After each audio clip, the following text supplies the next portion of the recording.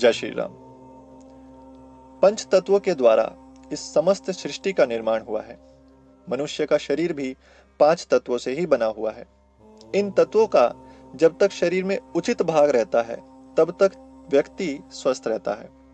जब भी थोड़ी बहुत कमी आने लगती है तो शरीर जो है रोगी रहने लगता है, निर्बल हो जाता है, अशक्त हो जाता है, आलसी हो जाता है। तो स्वास्थ्य को कायम रखने के लिए यह आवश्यक है कि तत्वों को उचित मात्रा में शरीर में रखने का हम प्रयास करते रहें और जो भी थोड़ी बहुत कमी आए वो उसको पूरा कर दे। तो कुछ ऐसे ही अभ्यास इस वीडियो के माध्यम से बता रहे हैं जिनको करते रहने से शरीर में जो भी तत्वों की कमी होगी उसकी पूर्ति हो सकती है और मनुष्य अपने स्वास्थ्य को अच्छा बनाए रहते हुए दीर्घ जीवन को प्राप्त कर सकता है। तो सबसे पहला तत्व आता है पृथ्वी तत्व। पृथ्वी तत्व में विषों को खींचने की अद्भुत शक्ति होती है। जो भी विष होते हैं वो उसको खींच लेता है, या जो भी मिट्टी होती है जो आप देखते हो घर के बाहर वो भी विष खींच लेते हैं। ठीक है, तो आपको मैं एक ही तरीका बताऊंगा अभी। तो उसमें क्या करना है कि प्रतिदिन प्रातः काल नंगे पैर आपको टहलना है। टहलने से पैर और पृथ्वी का एक संयोग होगा। उससे पैरों के द्वारा शरीर के विष खींचकर जमीन में चले जाते हैं और ब्रह्म मुहूर्त में जो अनेक आश्चर्यजनक गुणों से वो युक्त वायु पृथ्वी से निकलती है उसको शरीर जो है सोख लेता है। तो प्रातः काल आप इसको करें। अगर आप ये सोच रहे हैं कि मैं शाम को कर लूंगा तो नहीं हो सकता, क्योंकि प्रातः काल के सिवाय ये लाभ किसी और समय में प्राप्त नहीं हो सकता। अन्य समयों में तो पृथ्वी से हानिकारक वायु निकलती है, उस समय तो आपको चप्पल या जूते जरूर पहनने चाहिए। ठीक है, तो प्रातः काल नंगे पैर टहलने के लिए कोई आप स्वच्छ जगह ढूंढें। हरी घास हो तो और अच्छा है। घास के ऊपर जमी हुई नमी जो है पैरों को ठंडा करती है, वह ठंडक मस्तिष्क तक पहुंचती है। तो आप किसी बगीचे में, पार्क में या ऐसी साफ सुथरी जगह पे आप इसमें प्रतिदिन नंगे पांव को कम से कम आधा घंटा नित्य टहलना चाहिए आपको। साथ ही साथ ये भी भावना करते चलना चाहिए कि पृथ्वी की जीवनी शक्ति को मैं पैरों द्वारा खींचकर अपने शरीर में भर रहा हूं और मेरे शरीर के विषों को पृथ्वी खींचकर मुझे निर्मल बना रही है। ये भावना जितनी सशक्त होगी उतना ही लाभ अधिक होगा। दूसरा है जल तत्व। मुरझाई हुई चीजें जल के द्वारा हरी हो जाती हैं। जल में बहुत बड़ी सजीवता है। पौधे में पानी देकर हरा भरा रखा जा सकता है। इसी प्रकार शरीर को स्नान के द्वारा सजीव रखा जाता है। मैल साफ करना ही स्नान का उद्देश्य नहीं है, वरन जो है इसका जल में मिली हुई विद्युत शक्ति, ऑक्सीजन, नाइट्रोजन, ये कुछ अमूल्य तत्व जो है शरीर को सींचते हैं।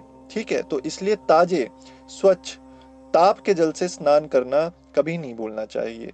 वैसे तो सवेरे का स्नान ही सर्वश्रेष्ठ है।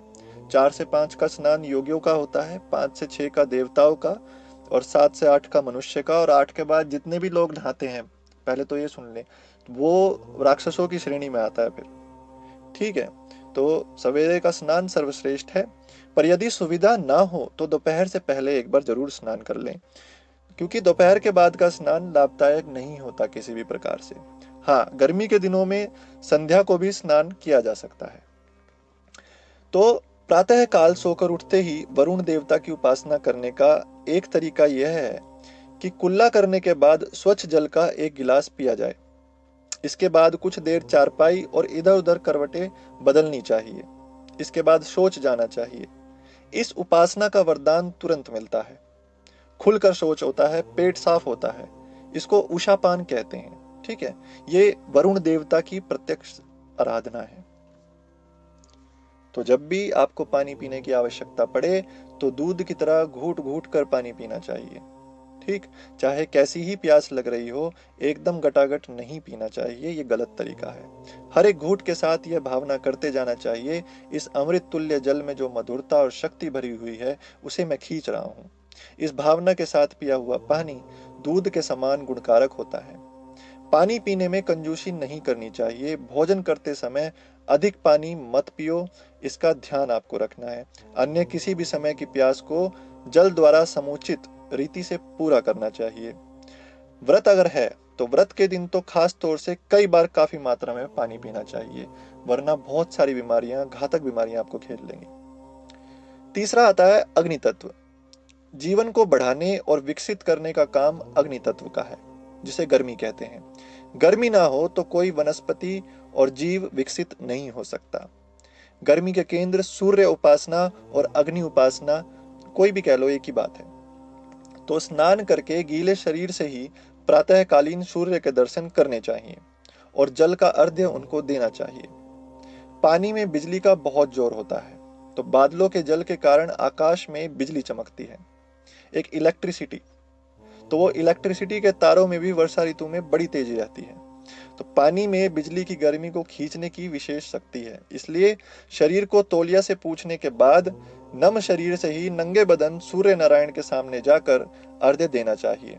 अगर कोई नदी, तालाब, नहर पास में हो तो कमर तक जल में खड़े होकर अर्घ्य देना चाहिए। अर्ध लोटे से भी दे सकते हैं और हाथों, जिसको हम अंजलि बोलते हैं, उससे भी दे सकते हैं, जैसी सुविधा हो हमें कर लेना चाहिए।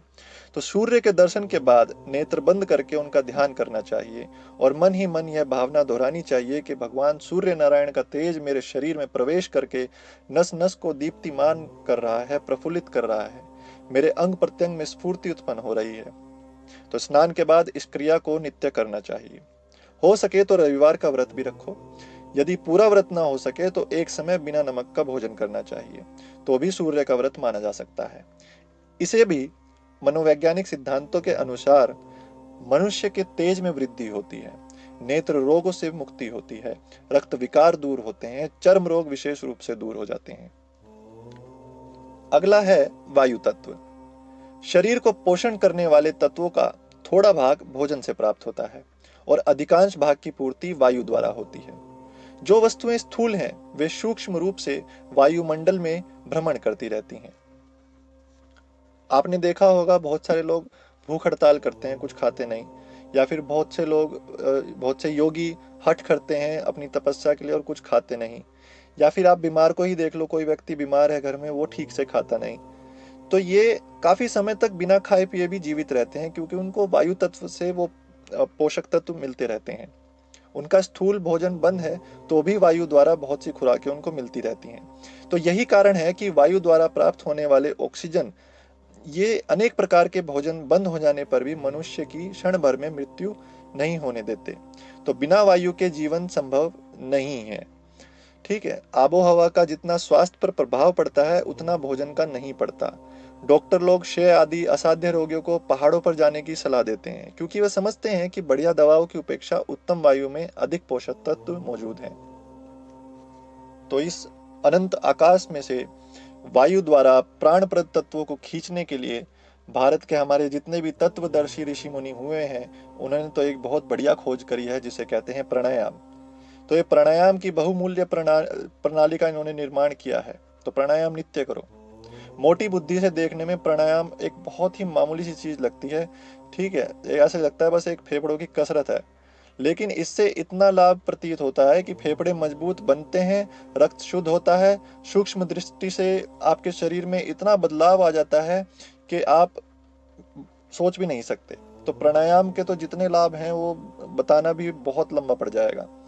तो बात यह है छोटी सी कि प्राणायाम द्वारा अखिल आकाश में से अत्यंत जितने भी बहुमूल्य पोषक पदार्थ हैं वो सब खींच कर शरीर को पुष्ट बनाया जा सकता है। ऐसी चीज है प्राणायाम। तो स्नान करने के उपरांत किसी एकांत स्थान में आपको जाना है, समतल भूमि पर आसन बिछाकर पद्मासन में आपको बैठना है। मेरुदंड बिल्कुल सीधा रहे, नेत्रों को अध खुला रखिए। अब धीरे धीरे नाक द्वारा सांस खींचना आपको आरंभ करना है और दृढ़ इच्छा शक्ति के साथ ये भावना कीजिए कि विश्वव्यापी महान प्राण भंडार में से मैं स्वास्थ्यदायक प्राण तत्व सांस के साथ खींच रहा हूँ और वह प्राण मेरे रक्त प्रवाह और मेरी समस्त नाड़ी तंतुओं में प्रवाहित हो रहा है।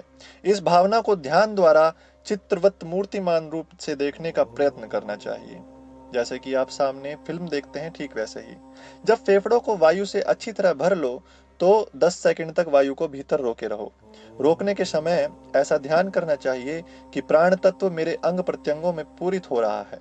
अब वायु को नासिका द्वारा ही धीरे धीरे बाहर निकालो और निकालते समय ऐसा अनुभव करो कि शरीर के जितने भी दोष हैं, जितने भी रोग हैं, वो विष वायु के साथ निकल रहे हैं। शुरुआत में आप 10-15 से शुरू कर सकते हैं, फिर धीरे धीरे आप इसकी अवधि बढ़ाएं और आधे घंटे तक ले जाएं। तो ये प्राणायाम करना चाहिए। अभ्यास पूरा करने के उपरांत आपको ऐसा अनुभव होगा कि रक्त की गति तीव्र हो गई है। और ऐसा होता है, प्राणायाम करने के बाद बीपी हाई हो जाता है और जितने भी शरीर की नाड़ियों में एक प्रकार की स्फूर्ति आपको महसूस होगी, ताजगी, एक विद्युत शक्ति दौड़ रही है, ऐसा लगेगा।